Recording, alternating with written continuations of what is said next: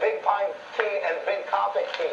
So with the eye lifting right in that area right now, we're beginning to get in that hurricane force wind field of gusts from Miami Beach. From Mariana West, it's a direct shot all the way across to Miami where we are. We're protected by a building right here for the crew, but we've had wind gusts, debris, tree limbs flying, definitely. We've got power outages out all over the place in this area to the tune of about, well, over 500,000, about 600,000 power outages at this point from what we've been able to find out in the South Florida area. Another thing, we've had tornado warnings within the last 30, 40 minutes.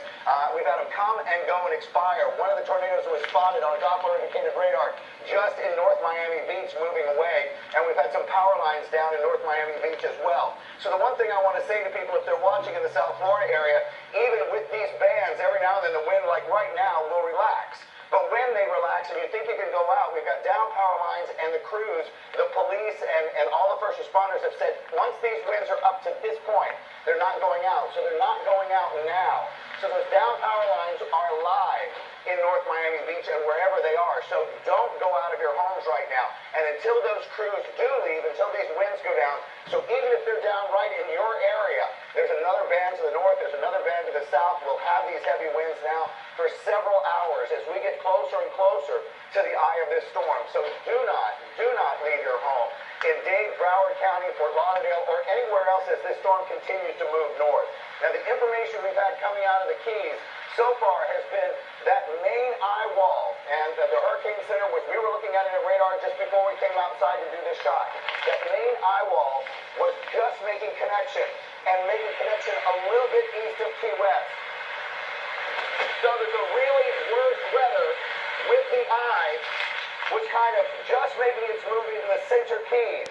As it moves to the north, this weather will pick up. We'll get stronger winds as we get closer to the eye. So everything you see right here, Matt and Savannah, we'll have for the rest of the day as this storm slowly passes to the west. All right, Sam Champion joining us this morning. Sam, thanks so much. Let's go to Dylan Dreyer right now. She's in Sarasota. Dylan, good morning again. Hey, good morning, guys. I'm joined now by the mayor of Sarasota, Shelley Freeland Eddy, and thank you so much. I know you're very busy right now. Yes.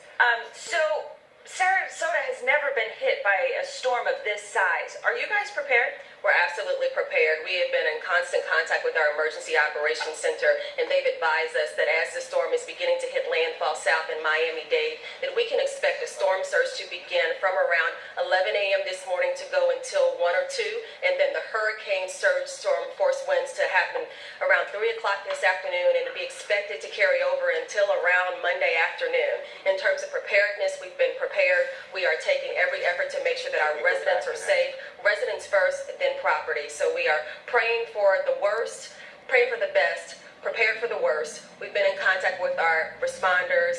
People seem to be heeding the warnings. We are at about 15,000 who are currently in shelter within the Sarasota County limits, and everyone has a place to go. So we are just hunkered down and hoping that the storm will not get as worse as they say it's going to get. Now, with a 6 to 10 foot storm surge predicted for this area, what is it going to look like at its worst tonight, and how do you prepare for that? Well, part of that is that we are grouped in with Tampa Bay, and so what we've been told is that the higher surges are expected to happen in Tampa Bay, Hillsborough County. So we're hoping that we are at the lower end, which is really 3 to 5.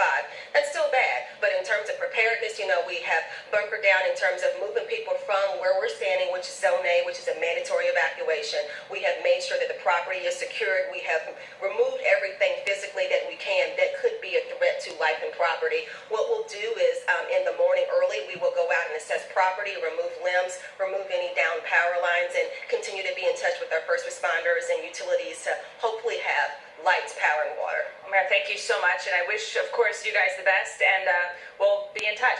It's going to be a rough night here, but guys, they are certainly prepared. Yeah, Dylan, they are. Thank you very much.